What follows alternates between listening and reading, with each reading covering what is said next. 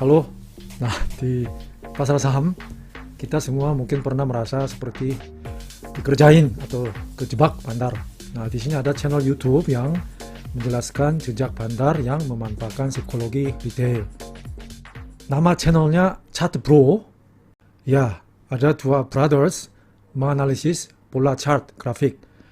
Terutama mereka menunjukkan bagaimana caranya tidak dikerjain bandar, malah kita numpang bandar.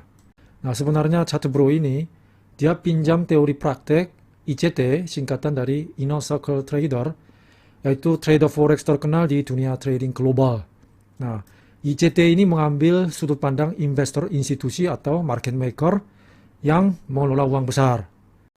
Pendekatannya adalah bagaimana institusi atau market maker bisa membeli banyak barang dengan harga semurah mungkin dan menjual seluruhnya dengan harga yang setinggi mungkin.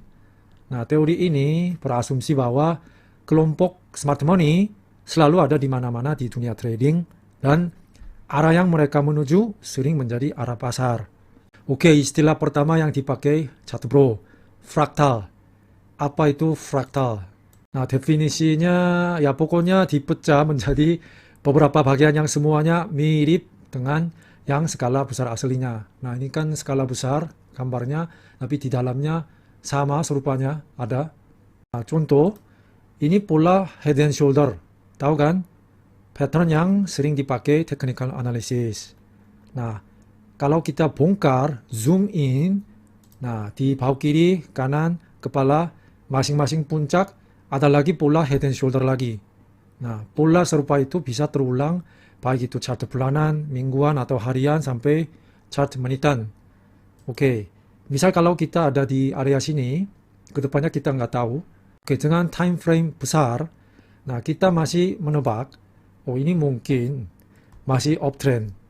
Nah, kalau kita lihat sampai sini ya, tapi kan kita nggak tahu apakah ini menjadi head and shoulder yang tadi atau uptrend lagi, ya kan? Cuma karena di time frame kecil, kita kan udah lihat pola head and shoulder secara short term ya. Jadi bisa menebak, mungkin bisa ada koreksi dalam. Nah, itu gunanya fraktal menurut Chart Bro. Kemudian ada istilah baru lagi. Waduh, ini MSS apaan bro? Nah, MSS ini adalah tanda kebalikan arah, perubahan tren. Oke, kalau contoh ini, jelas kan? Trennya kan menurunnya. Ini titik tertinggi dan terendah semakin rendah, ya kan? Tapi tiba-tiba harga tembus ke atas garis tren turun. Nah, tapi masih belum bisa yakin apakah ini pembalikan tren. Nah, bisa aja dia masuk ke dalam saluran tren turun, ya kan? Tapi ternyata dia menolak masuk ke dalam lagi. Mantulnya sampai dia bisa tembus titik tertinggi sebelumnya. Mungkin ada yang beli di breakout sini, karena kalau mungkin isunya atau beritanya kencang sampai rame ya, bisa jadi ini kan naik terus ya. Cuma kebanyakan karena banyak yang nyangkut di dalam tren turun sebelumnya, mereka kan semuanya kan nunggu BEP, mau keluar kan pastinya ya, kalau dikasih BEP ya. Jadi tekanan jualnya untuk keluar juga banyak. Jadi bisa aja dia ditekan lagi.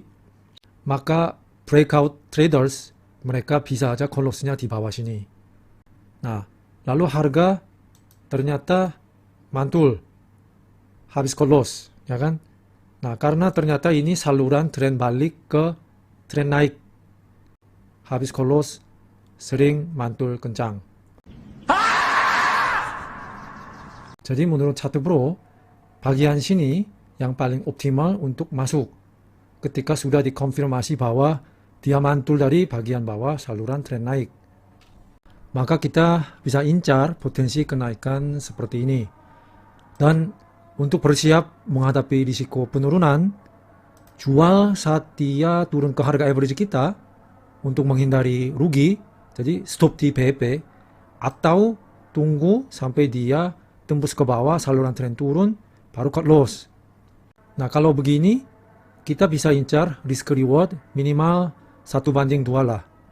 Oke, sebagai kesimpulan, MSS ini dari Chart Bro, dia terjadi ketika dipastikan harga saham sudah keluar dari saluran tren turun dan menembus titik tertinggi sebelumnya. Nah, ini bisa dibilang sinyal MSS sudah muncul. Namun, jika itu ternyata sinyal palsu, nah, stop loss. Ini kan semuanya adalah permainan probabilitas kan? Jadi, bertaruhlah dengan pola yang punya probabilitas tinggi. Kalau ternyata polanya enggak jadi, ya cut loss. Lalu, kalian tahu kan, pola reverse head and shoulder. Kepala dan bahunya terbalik. Nah, triple bottom. Pada umumnya pola kepala dan bahu terbalik ini terkenal sebagai pola yang memprediksi arah pergerakan ke atas. Nah, sebenarnya MSS ini bisa dibilang sama aja dengan RHS ini. Jadi alasan kita belajar pola chart adalah sebenarnya untuk menghindari situasi jual rugi dalam. Oke, kemudian ada dua pola yang bandar kerjain retail menurut ChartBro. Pertama, sweep. Apa itu sweep? Definisi sweep artinya menyapu. Oke, mungkin bandar ini dia udah tahu akan ada good news di suatu emiten dia punya barang. Nah, bandar tersebut jadi bakal mau apa? Pasti mau kumpulin barang dengan semurah mungkin dong. Oke, kita balik lagi ke pola kepala dan bahu terbalik. Apa yang bisa dilakukan oleh si bandar untuk borong saham dengan harga murah? Dia guyur dikit agar harga saham tembus ke bawah titik terendah sebelumnya, jebol. Jadi detail anggap ini berarti downtrendnya berlanjut atau kena panik atau kena stop loss yang dipasang sebelumnya, jadi pada jual rugi. Jadi barang-barang yang angkat tangan ini dimakan sama siapa? Menurut ChartBro, yang bisa bikin ekor bawah panjang ini adalah hanya duit gede yang berani ya bandar.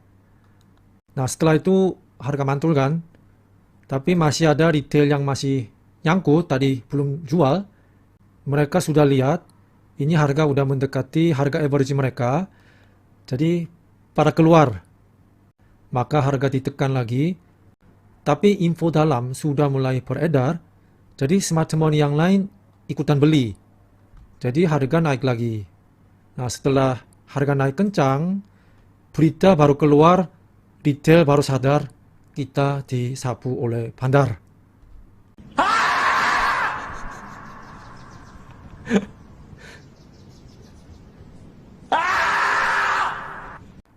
Dan di Korea kita sebut pola ini pantat tidak seimbang sebagai tanda naik.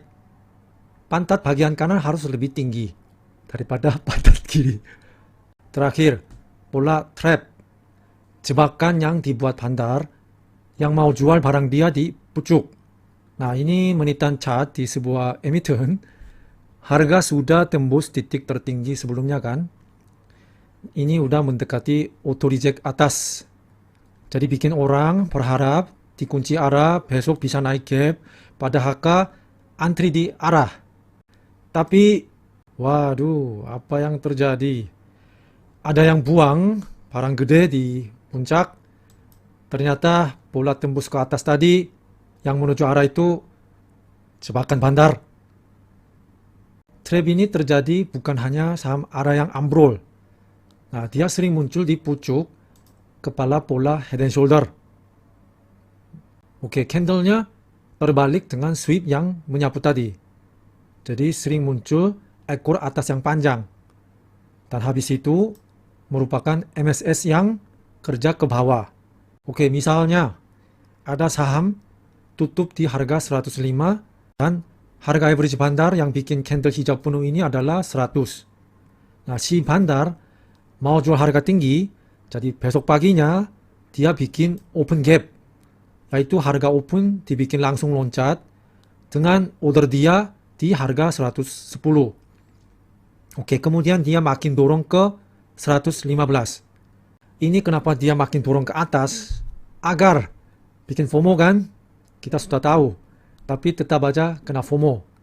Nah, si bandar, yaitu supir, oke, masih untung nggak? Kan dia beli mahal sampai 115 kan? Oke, kita bayangkan hitungan kasar aja. Ini hanya contoh aja. Oke, si bandar misalnya ada 2 akun. Biar average harga dia nggak tercampur. Akun 1, dia kemarin beli 5M. 500.000 lot dengan harga average 100. Asumsi aja. Harga tutupnya kan 105 ya. Berarti floating profit dia 250 juta. Nah, besok pagi dengan akun nomor 2, dia dorong dari 100 sampai 115. Harga rata-rata dia beli 112. Karena ada yang banyak ikutan beli, FOMO, tidak usah dikeluarin lebih banyak uang dari 1M. Oke. Lalu setelah naik, akun satunya take profit, TP di average 113. Oke, 5M menjadi 5,6M. Oke, urusan akun 1 sudah selesai. Tinggal akun 2. Tujuannya kan cepat-cepat keluar ya. Habis beres akun 1, karena market sudah mulai ikutan jual, jadi rata-rata harga jual bandar di akun nomor 2 adalah 107. Ruginya kurang lebih 50 juta lah di akun nomor 2. Jadi akun 1 dan akun 2, cuan bersihnya 600 juta. 10% dari modal 6M dia pakai. Jadi daripada dia tidak melakukan apa-apa, better dia kerja untuk bikin FOMO, itu jauh lebih menguntungkan. Karena kalau dia tidak bikin gap, misal jual cuma di harga close kemarin 105, cuannya kan cuma 250 juta. Mending korbanin loss kecil buat dia untuk dapat cuan lebih gede. Ya memang si bandar juga ambil risiko. Bisa aja ada yang guyur lebih besar daripada dia. Tapi begitulah, karena mungkin si bandar sudah hitung musuhnya siapa dan musuh itu pegang berapa banyak lot di emiten tersebut. Maka bandar ini berani ambil risiko, gitu kan? Oke, thanks to channel Chartbro dulu.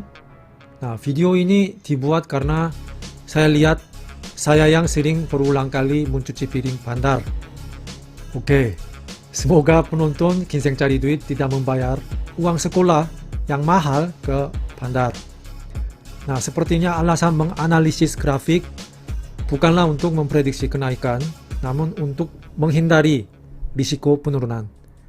Oke, kalau konten ini bermanfaat, like dan jangan lupa subscribe dan komentar dan set alarm buat konten berikutnya. Terima kasih, sampai jumpa.